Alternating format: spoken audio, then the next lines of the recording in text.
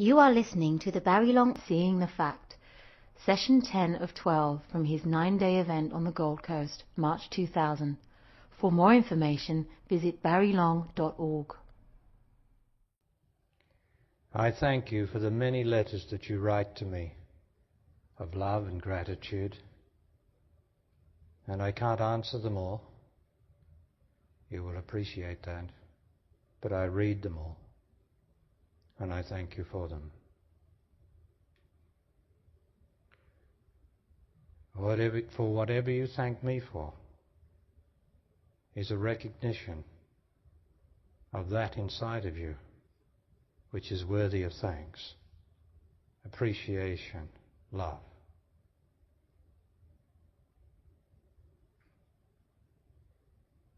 For I am nothing except the truth I am, and that truth is in you. And when you appreciate what the truth here is given to you, it is an acknowledgement of your own truth. That's the way the spiritual life works. What you acknowledge, you get. Once in a relationship you stop acknowledging. Once in a relationship you stop acknowledging each other. I would say every moment, every hour that you're together. Once you stop acknowledging each other, death, living death, sets in. You start to become familiar. For familiarity comes from not acknowledging. And the beauty and wonder that you had when your two bodies first came together gradually diminishes with the familiarity and the thinking that you know each other,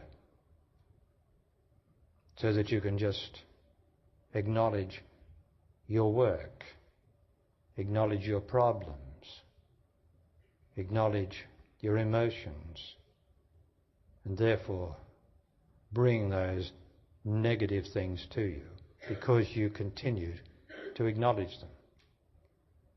When you acknowledge the good in your life, and there's plenty of it, I don't care what's happened to you. If you stood in front of me, I would show you what was good in your life. And I would show you that you are not being worthy to life, honourable to life, because you're still depressed about your own selfish considerations. You are acknowledging the unhappiness in you, and therefore you draw more of the same to you. But when you acknowledge the goodness in your life, which is in everybody's life this moment, then that goodness, somehow or other, and we can't say how, returns to you.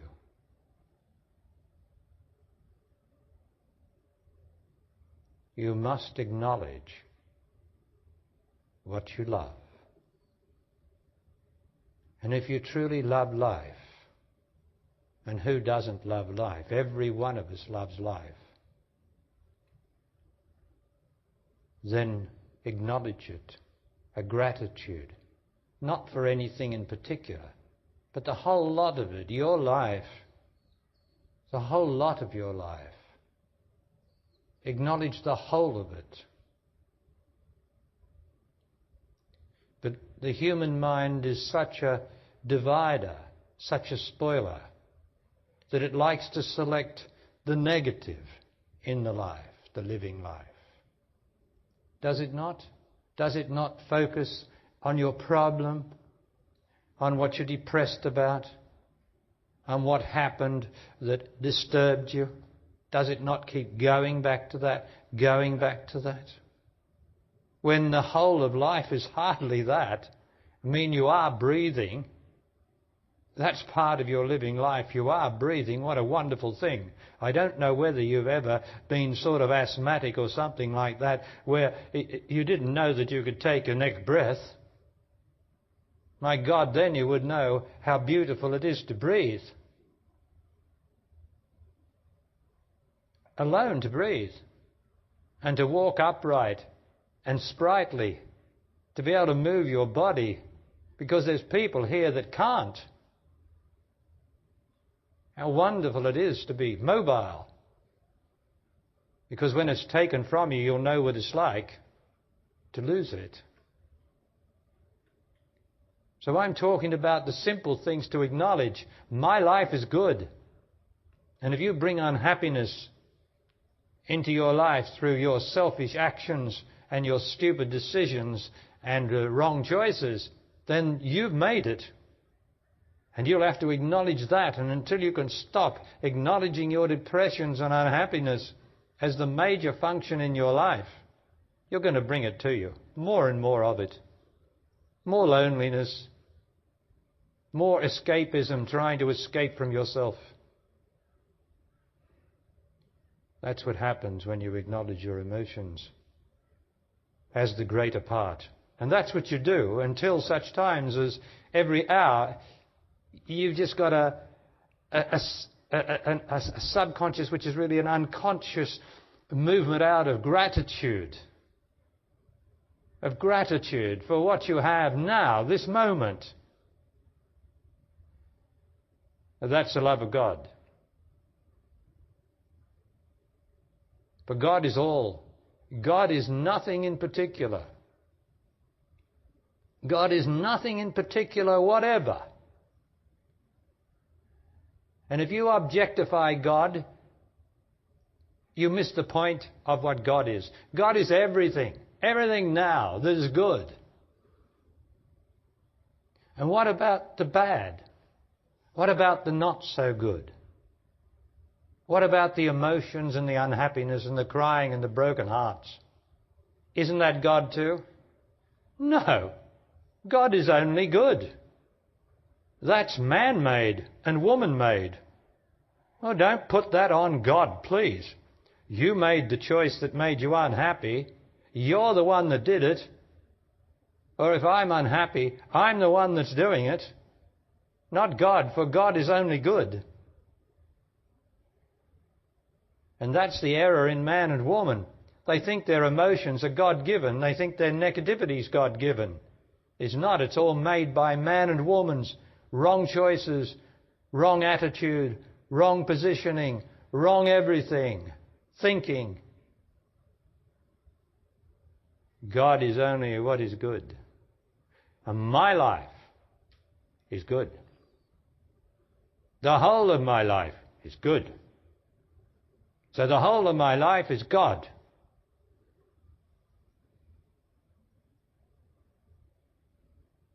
That's acknowledging what is. And the whole of your life is good, and the whole of your life is God.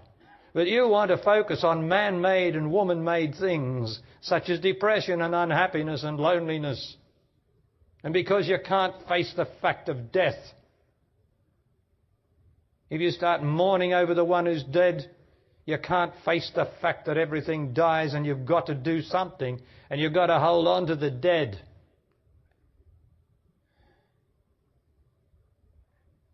And they wouldn't have died if you're supposed to hold on to them, would they?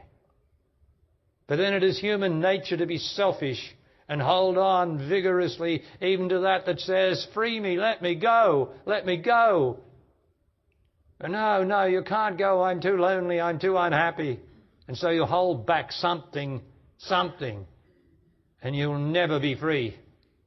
And you'll never get the mystery of death while you're alive.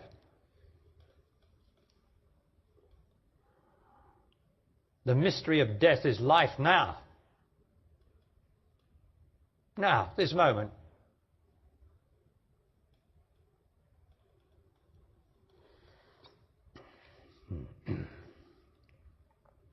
So now I'd like to sing you a little song.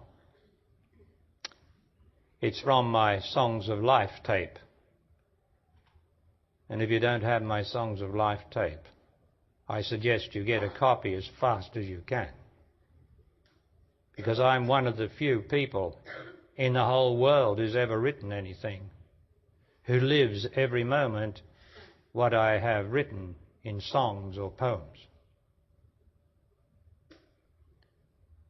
Because all the popular music that you listen to and all the wailers, all those wailing women, all those wailing men that go on and on and on about how unhappy they are, or the sexual innuendos in their songs. Move it for me, baby. Well, I'll tell you, baby, you don't want to move it for me if you ever make love with me. I want you to be still. I want you to make love, not to move it for me. Thank you very much. Or I can't get no satisfaction. Stupid men, stupid singers who don't live, or they live what they sing, yeah. Broken-hearted, I'm broken heart, my lover has left me. They live that. Broken hearts, betrayals, all the rest of it. They live that, so they get it, and they never get out of it. But my songs are about you. Every song in my Songs of Life tape is about you and your life and spiritual life and the road to God, the way to God. The road only be the diminution, the execution of yourself. That's the only road. Otherwise, there's no path to God whatever. God is here now. You don't need a path to it. You just have to dissolve yourself, your selfishness. That's all. And then God is, and life is, and there is no death.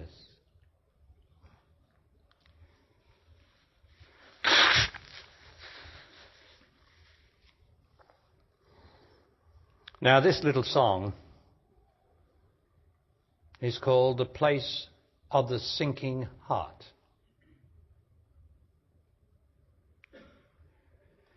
Oh, the place of the sinking heart is the place of the thinking heart. And if you think, then you must drink at the place of the sinking heart. Your thought is but spawn of the past, caught on memory's treacherous cast. And if you think, then you must drink at the place of the sinking heart.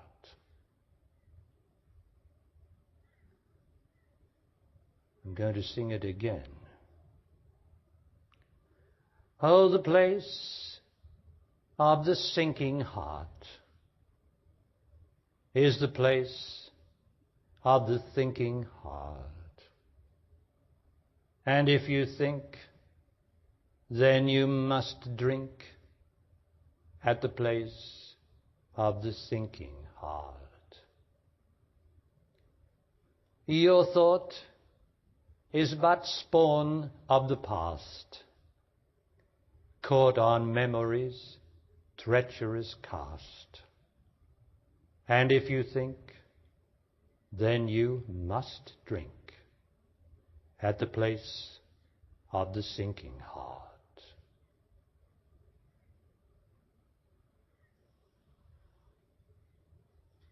Now you know what this song is saying. You have been there. And yet still you continue more or less to think, to entertain your mind and emotions with thought, which what leads you to weeping or unhappiness or loneliness as a consequence. Oh, not immediately. You can think on and have a good time thinking on today, thinking about the past, because that's all you can ever think about. And the consequences of that thinking comes not necessarily immediately, but in the future, tomorrow, next week when you get depressed or unhappy. So I want to speak to you about thinking and looking. And I don't want you to confuse with looking that I spoke about yesterday with looking and seeing. I'm talking about looking as putting the attention on something, not the ignorant attention on something like the sexual look of a woman or some negative thing. I'm talking about intelligent looking. And then I'm talking about thinking. Now, all thought, thinking, is about the past. You cannot think about now, this moment in time. You cannot think about it,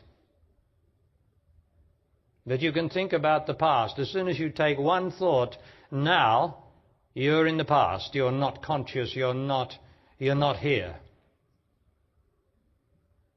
Because intelligence is supposed to be here, now, and then it becomes consciousness. But as soon as you take one thought at any time of the day about the past, you're not here.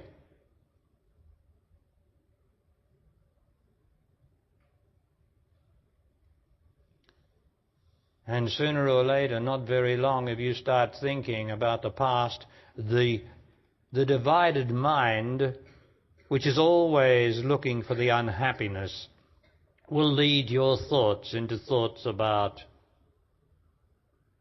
a previous lover who broke your heart, some relationship or event that is pressing hard on you, or seems to be, because you think about it instead of taking action. And so your mind will always, you can start lying in bed and thinking about the good movie that you saw, or the good play that you saw, or the lovely day that you had with someone, and that is going to lead you into thinking tomorrow morning or the next day about some unhappy event or person in your life. Because the divided mind will always take you towards what the only thing it knows is unhappiness or excitement. So the mind will think about what excited you. Because the mind only has two modes. What excited me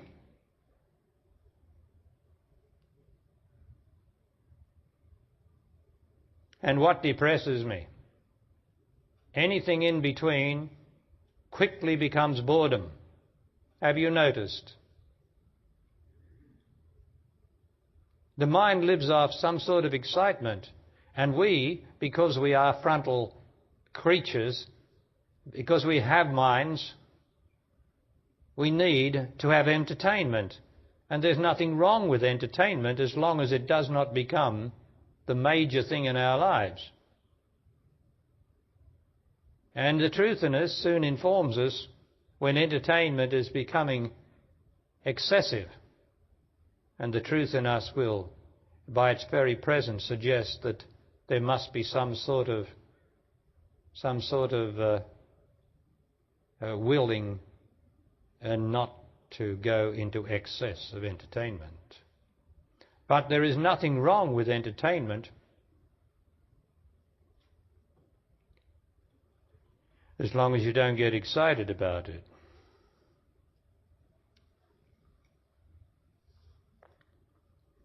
But what I'm talking about is the difference between thinking and looking. Now, you are looking now at the speaker. You're looking with your ears, you're hearing. Your ears are only the means. You're looking with your hearing, and you're looking with your eyes, and you're looking with your presence. So there's no thought in what you're doing now. There is the intelligence, which, if sufficient, becomes consciousness present in your body now. So you'll notice that you are in your senses. You are hearing, which comes through the ears, and you are seeing, which comes through the eyes, and you are present, which is present in the body, without thinking, without reference to the past. You are then more or less intelligent. And the stiller that you become, the more you are able to be in your senses of hearing, seeing, tasting, touch feeling, and the other senses. But what we do is go into our self, which is the past, and think about ourself. So when you think about your past, the past, you're thinking about yourself. And as I've told you, for you to examine in your own experience, yourself is the unhappy spoiler within your body, made by man and woman's wishing, hoping, wanting, trying, instead of simply doing.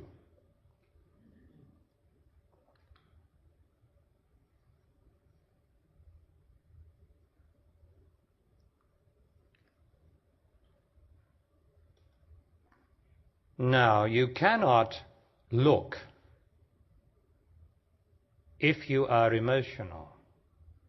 In any situation where you are emotional, that means where you got a feeling about a situation, about a person, an event, where you have a feeling about it, which means a reaction, you cannot look straight, because emotions always go in circles. And so your intelligence then becomes degraded, corrupted, polluted by your emotional condition. And so when you try to look straight when you're emotional, and how often do you really think you're seeing things straight, you are really going in a circle, round and back on yourself, and round, and nothing is straight. Because it takes great straightness, which means great presence, great intelligence, great presence, to be able to go through the emotion which is around us from all the unhappiness of men and women in this world, to go through all that which surrounds us as our own emotion, or that of the collective emotion of the ignorance of the entire society. You've got to be able to go through that straight and see the fact.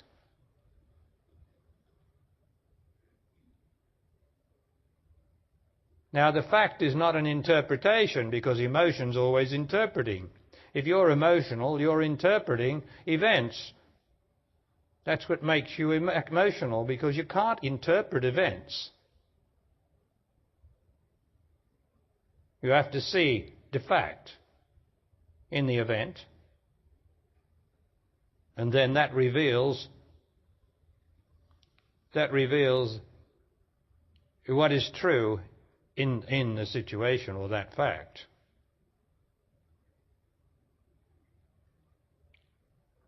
So you've got to be able to look. And you have to understand that if you're emotional in any way whatever, and you think you've really seen something, you have not. You are deluded. Because you're not seeing straight. You're going around in circles like society does, the whole lot of them. Dishonest, unhappy, depressed one day, joyous and excited the next, and all the rest of it. Instead of being straight now and able to see through all the rubbish of society and of emotions and unhappiness.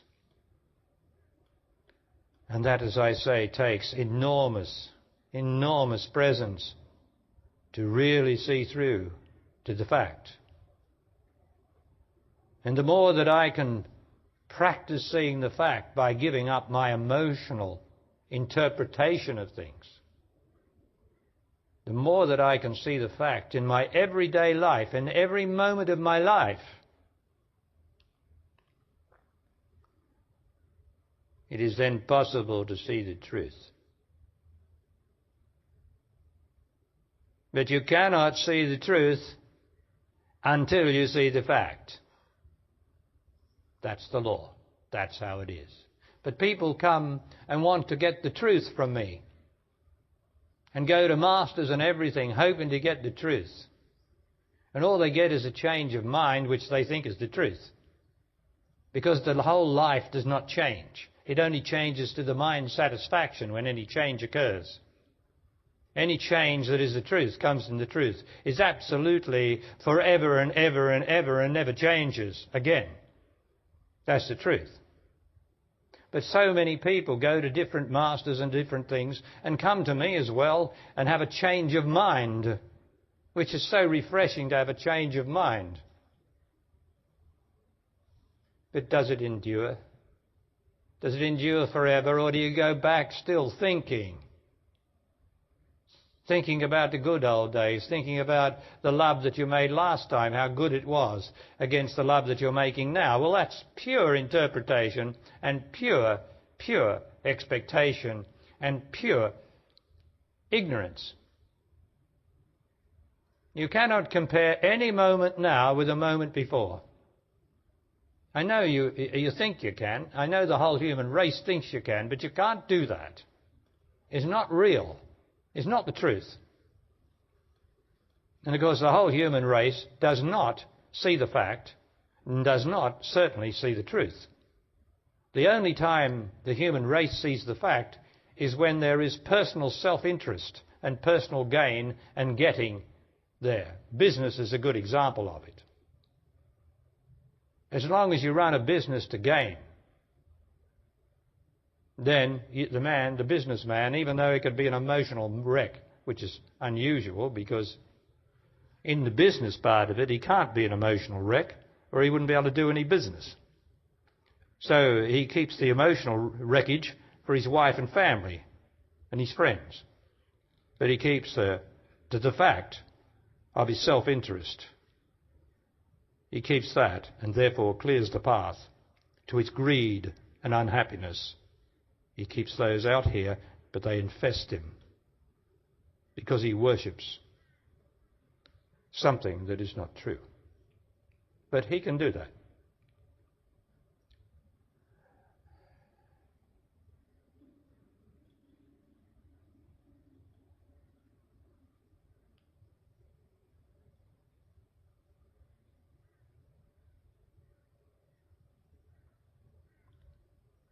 So the secret is to a practice and being present, like now. That's one of the advantages coming and being with me. You are actually practicing hearing through your ears, being present in your body as your body, seeing with your eyes. But it's not your eyes that are seeing. It's something behind your eyes. So you're practicing that by being here. Now when you go out of this room and you start talking, and that's okay. But if the more that you talk, the more you will start to think. Especially when you discuss anything to do with love, life, truth, death or God. Of course you can discuss all the other things. Or in business and other activities associated with commerce or anything. It is necessary to have reflections from those who are engaged in the operation so that you get a reflection from some other position, some other aspect where that person occupies. And that's all right. So what you discuss there is, now what do you discuss? Every company or organization, everything has an aim. And the aim is, probably in commerce, to make more money. To be more successful in the sense of making more money.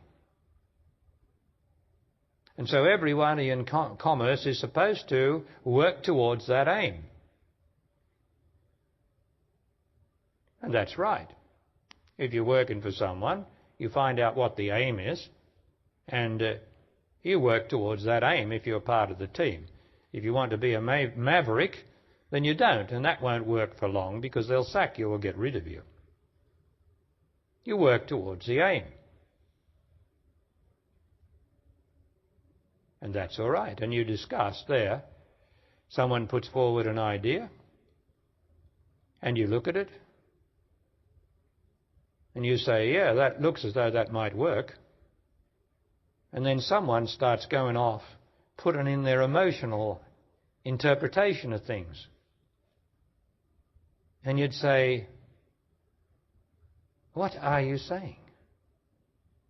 You're attached to what you're saying. It's not straight enough. You haven't got it right. That's how it works. And so you get emotional people at work and all sorts of things that can't keep to the aim, but they only keep to their feelings and emotions, and therefore conflict comes in. But that's inevitable in every business. But we're talking about spiritual life, aren't we? Love, life, truth, death and God. And no business is concerned with that. No business is aiming at that. So we, the people who are robbed by the banks, let's say, we don't understand what the aim of the banks is. Not really. The idea is for the banks to make more and more and more money. That's the aim. Don't let's break it down like the politicians would and say, well, this is unfair. Well, they're going to milk you for every bit you can get because that's their aim. So don't be surprised, although we all are, at their ingeniousness at being able to get more out of us. But that's their aim. They're true to their aim. And as far as being sorry for the people they sack and all the branches they close, that's only connected with the aim. We can't afford to pay people. People are the most expensive thing on the face of the earth in the Western society. So what do? You get rid of as many people as you can and install machines or computers. That's part of the aim. People are terribly expensive to employ. You should know that. And so the idea of commerce is to get rid of as many people as possible, except, of course, the guys on the board. Yeah. Any rate, this is society, isn't it, Oak? I'm just telling you, they stick to the aim, and they're true to the aim. Now, in the spiritual life, there is a sort of an aim in the beginning. And what's the aim? Well, it depends on what master you hear, what master you listen to. I told you about one book yesterday, The Power of Now, and you could see that I demonstrated now, and it wasn't the power of now, it's the power of surrender. And that certainly is a power, but it's not now. Everything you do is now. I mean, I'm speaking now, aren't I? You're blinking now. If you blinked, if you blanked, if you blunked. Yeah. Everything happens now. So what's, in the first instance, the aim is? What is the aim of the spiritual life in the first instance? And the aim is to reduce myself, to reduce my selfishness, to reduce my thinking. Now, why do I think? Why do I think? Why does everybody think? Everybody thinks because everybody is emotional. Everybody has hidden down inside their body the emotions of yesterday. And it takes a long, long time to reach down with the truth. First of all, to stay with the fact, and then to reach down and see the fact inside yourself, and to see then that it reveals the truth inside yourself, and that goes down and gradually dissolves all this dreadful old stuff down there. It's a bit like colonic irrigation, if you don't mind me talking about this subject too. You see, in colonic irrigation, the colon, which goes from the anus over here over to the big colon here, goes down to where the small intestines, the digestive system, joins up with the big colon there, and it's got a little flap on it. I forget the name of it, and that's to prevent what's in the colon and ready to be excreted from coming back into the small intestines. And it's got a little flap, well, not a flap, but whatever it is, a valve. And in here is all our yesterdays of food. And what we've ingested is booze and drink and water and all the stuff that gradually becomes a substance, and it is rejected now by the small intestines and goes in the big intestine, they call it, which is the colon, and it's supposed to move up here. All the time the body's still taking some good out of it that might be left in it, and up here, past close to the liver here, and over the top here, and all the excreta is gradually going over to come out down here at the anus. Now that's quite a long journey, and particularly when the colon is like the old Electrolux tubes, or really old ones. They're all crinkled, you know, to give it more length without taking up much space. So if you could extend the colon out, really, it'd probably reach from here to the wall over there. But it's a perfect and wonderful, glorious, wonderful, magnificent creation. And the point that I'm making is that because of the way that we live, and because of mostly our tensions and strains, I'm not going to get into the food thing, thank you very much. I'm not going to get into the raw food against all the juices you should be having, against all the vitamins you should be taking and all the alternatives. I'm not going to get into that crap. What I'm concerned about is the main food of the human body, which is harmony, lack of discord in yourself, because that affects your colon and everything. But now our colons have got what they call impacted. In other words, the stuff that was here as a child that passed through so easily, right through like that, gradually through our stresses and strains, starts to become impacted and starts to line the colon with old stuff. And then it gradually starts to get narrower and narrower, and that's where constipation happens, you know, and narrower and over here, and that gets compacted up here, and you can often get a blockage up here, and that blockage cuts it off, and sometimes you get cancer because it should be free flowing, you see.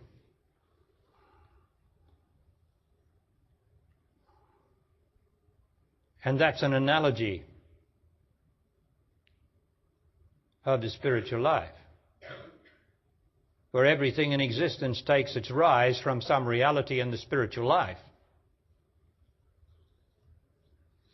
And so colonic irrigation is to come in from the other side, the anal side, and try to put some water up there and clear it out.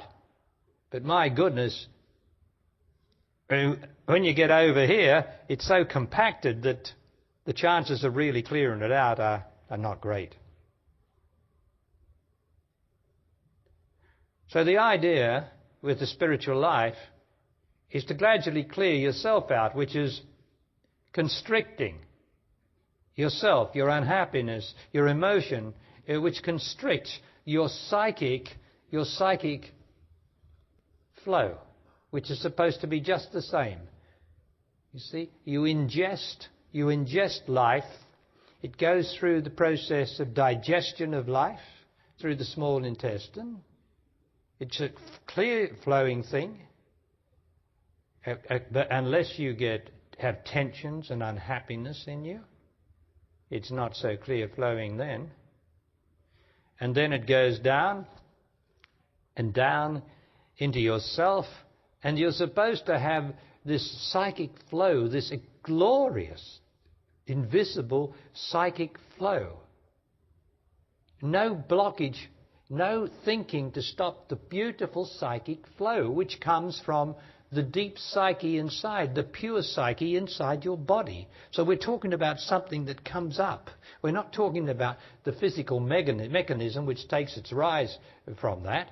We're talking about now about the pure psychic intake, the wonder of life, which is part of the pure psychic intake. From the pure psyche which is made by God, the intake of the nourishment of God, the nourishment of the beauty of the life. And that's taken into you. And that goes down into yourself, which is impacted down there, right down below there. It's so old and impacted that the chances of removing it, you can't remove it in a week, you can't remove it in 2 months, you can't remove it in 2 years. It takes the whole process of the whole life until you're 70 or 80 to really remove it, if you're lucky. Because the past is impacted in us. And everybody wants to be made enlightened or pure in 5 minutes. And you can't do it. Because the whole life, until the moment of your death, is necessary to clear out yourself, to clear out the blockages in you. Until when you're about to die, you are innocent, as it were, because you've cleared out yourself. You've got the free flow. And then, of course, there is no death, because the free flow of life informs you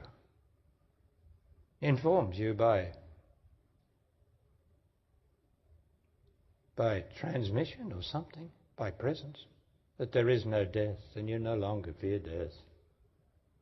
Because you have no death in your body, you see. You only fear death when you have death in your body, which has impacted self.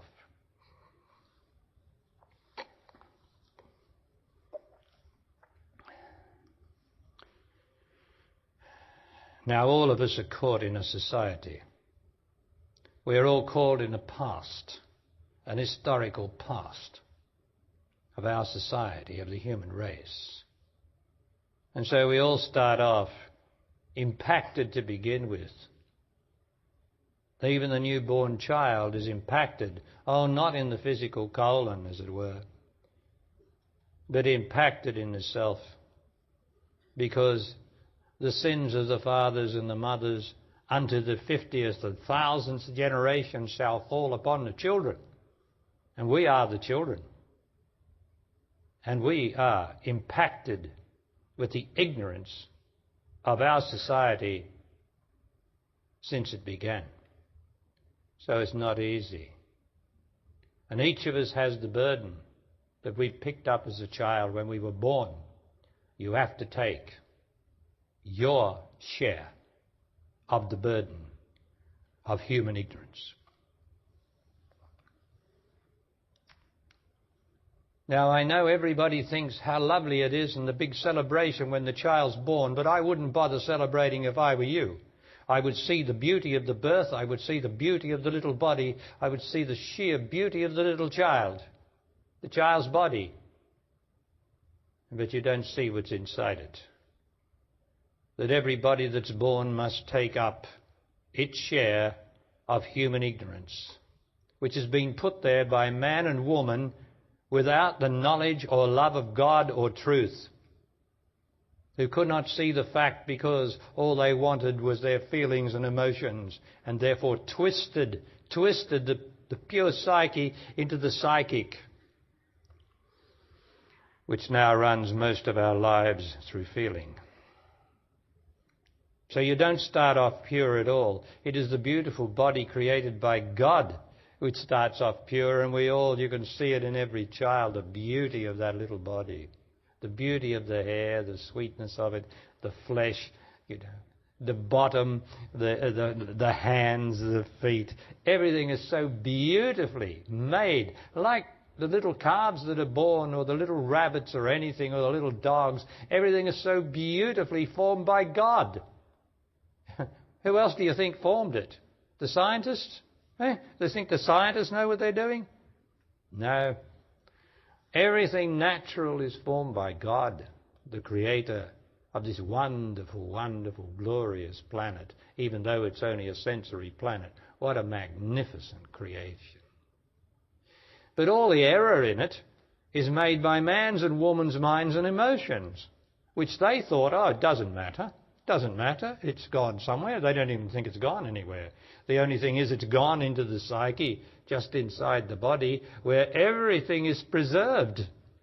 All emotions are preserved there. So then we've got to cope with that too. And we're emotional, then we track the emotions of the human race and the psychic, and oh my God, what a mess. So we don't start off so innocent as it would appear that we are. What God created is innocent and beautiful, but what man and woman have created is abominable, diabolical. And it's not long before the child starts straining in its wheelchair and going red-faced. And the psyche, that beautiful body, have you noticed how it changes? The ugliness that comes over that beautiful young body, all red and flaming, and the plastic psyche, which controls the look of the body, changes within from the unhappiness. And you see such evil in the child's face, such incredible evil and wrongness. Well, are you honest enough to have seen that? Or you want to say, oh, poor little darling can't help it. No, poor little darling can't help it, but poor little darling is being possessed by our ignorance. And every time someone dies, your father or your mother, and leaves behind their emotion, no doubt they're very beautiful, and when they're dead, they're lovely. But,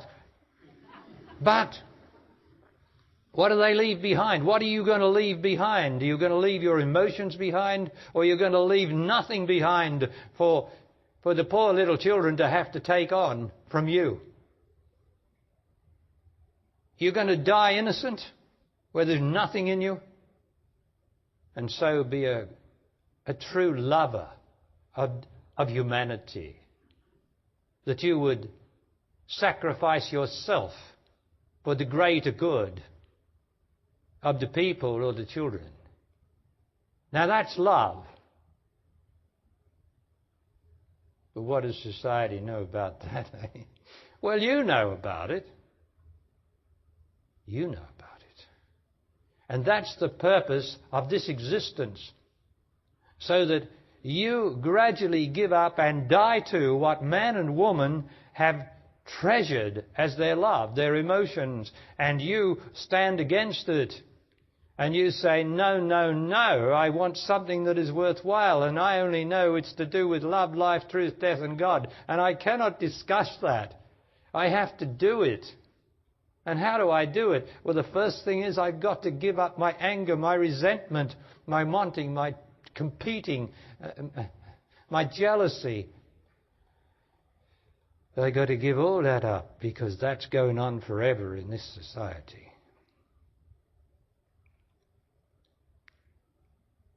And to do that, I have to be able to see the fact. Otherwise, you'll see you'll see the justification of your feelings, of your emotions. You will actually justify them. You will say, well, I've got a right to be angry because look what he or she did to me. And the whole world would say, you certainly have. You certainly got a right to be angry. And I say, you have no right whatever to be angry. You can indeed resort to all the lawful means of taking the person to court, of doing what you can do, but you have no right to be angry. It doesn't mean that you have to love the other person. It just means that you do not get angry. For you have allowed yourself to become angry and you justify it. And you have no right whatever, any more than I have, of getting angry. And the same applies to jealousy. and wanting and trying and competing.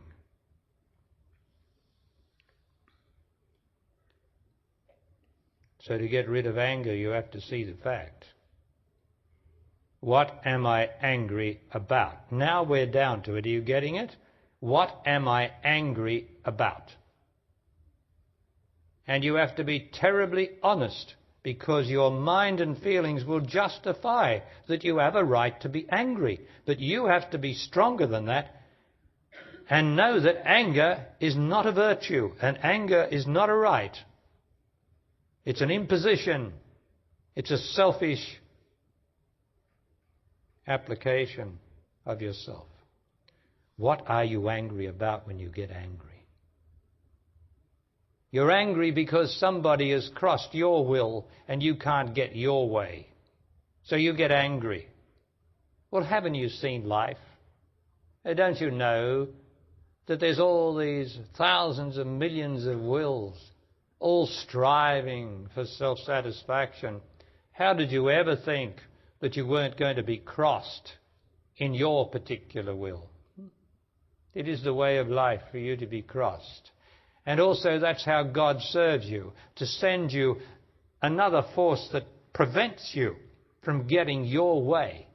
For it's all controlled by God, who will always, if you are a willful person, an angry person, you will get more wills coming against you, so that you have to fight harder and harder to get your way. And the more that you fight, the more self you generate.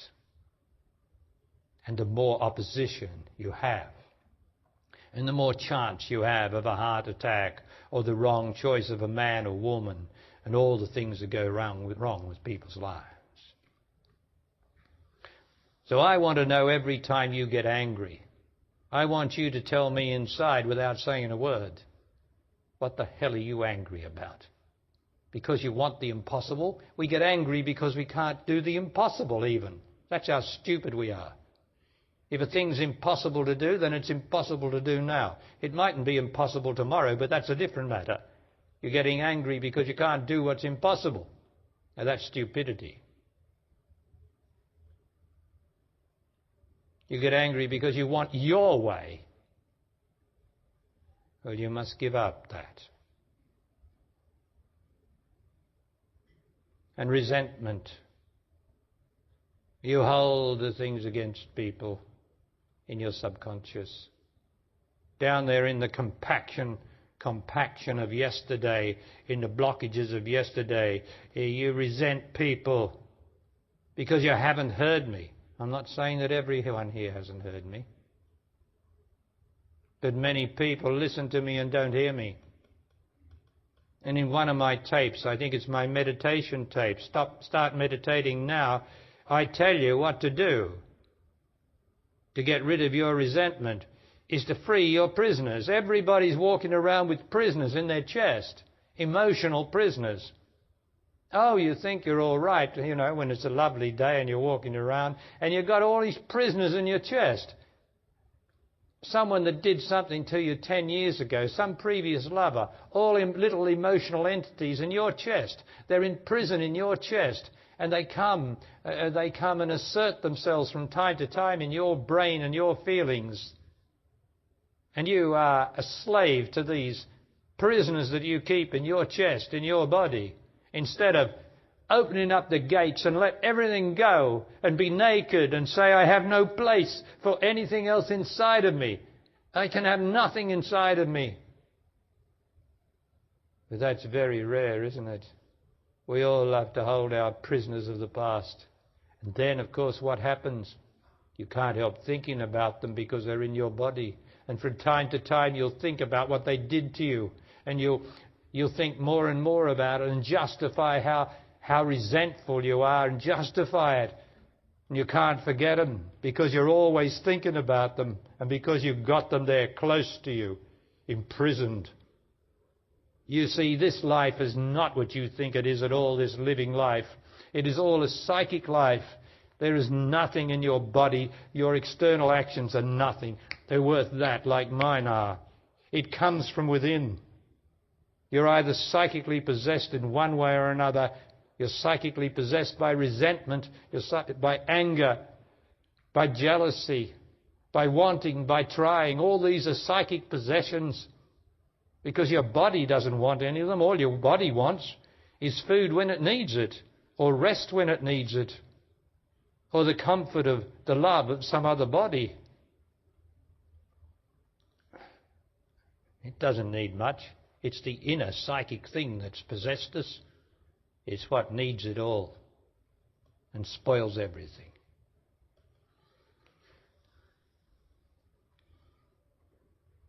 So to see the fact, you have to be in your senses. You have to walk around, see the trees, see the bush, without looking at them. You have to be able to see the whole lot. You know, it's all a passing parade. It's wonderful. You know, the flowers are here and you don't hold on to the flowers. The people are here and you're walking around and you're in your senses. You're hearing whatever's coming through your ears. You're just utterly and completely in your senses. But as soon as you think, then you will suffer, because you will be unconscious and you will be out of your senses. For your body is the purest thing in your existence, is your body. That's the purest thing in your existence, and not anything inside you, thank you very much. So you must come back to your senses. There is a term for it in the old sayings, to come to your senses. Well, that's what the spiritual life's about, to come back to your senses, to see and just see without needing to look, unless you have to look at something. Then you can focus on it. But what do you need to look at and focus on? The most important thing people think in the spiritual life is to look into the can of worms that is their feelings and emotions, and try to sort out the emotions. Disaster. If you go in and try to sort out your emotions, or think about your emotions, or try to isolate them or do something about them, it is disaster. It is the acknowledgement of your emotions, which, as I say, is like a can of worms down there inside of you. And everybody knows what a can of worms is doing. A can of worms is moving like a can of worms. And that's your emotions forever and ever. If you go in there and start to dissect your emotions, consider your emotions, to focus on your emotions, you are never, ever, ever going to get rid of them or dissolve them, or dissolve your attachment to them. You have to stay up here in your senses and stop acknowledging your emotions and feelings. Stop giving in to them. Be true to the situation, not your feelings. Every situation has a truth in it. Every single one that you could mention to me has a truth in it. Sometimes it's like someone mentioned the other day, a very difficult situation, and all I could say to them was the truth. You better accept it as it is. You must accept. You must stop fighting. You must take every legal action, but you must stop fighting. You must accept that this is how the situation is for now. It might be different tomorrow, but you must accept it. But what do? We want to fight and think about it. What am I going to do next? Instead of looking at what you can do next.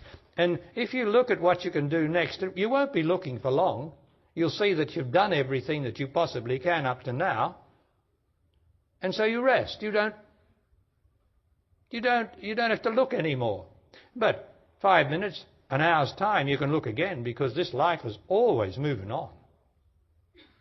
But if you start thinking about it, you'll go over and over the same old thing, working out solutions, and then you'll lie awake at night thinking and thinking and thinking, which of course is called worry. Now, if you indulge in thinking in the good times, like today when you go out into the world after being with me, if you start thinking and discussing things, which is a form of thinking, you're going to be worried. You are then acknowledging worry. When the pressures of the emotions come on you, you won't be able to stop thinking, which is worry. You have to stop the thinking now in the good times. Because I tell you, in the bad times, you have no chance whatever of stopping them. Because you have already acknowledged them. You acknowledged your emotions in the good times when there was no need to think whatever. But you just couldn't do it because you just robotically think and think and think. Instead of in your senses. You cannot think when you're in your senses. It's impossible. It's when you quit your senses, become unintelligent, that you think. All right then. I trust I've imparted enough to help you in this matter. I have a tape, How to Stop Thinking. If you want some help, I suggest you get that. I suggest you get my Songs of Life tape if you don't have it. And I suggest you play these if you have got them. Not put them against the wailing singers and amongst that in your library. The wailers and the wanters and the wishers and the hopers who don't live what they say, what they wish for. They just live their unhappiness. And I've got a tape there called Meditating. Start Meditating Now, I think it's still called, where it talks about prisoners, holding your prisoners and letting them go. I have a tape on just about everything in the spiritual life or in your life. It is better to listen to those and a minimum of the wailers, the wailing men and women who only live the negative that they sing about and not the good and the true of love now. So thank you all once again for being with me, and let's go and have some nourishment for the body, which the body needs or might not need as much as we nourish it perhaps, but let's go and eat. Thank you.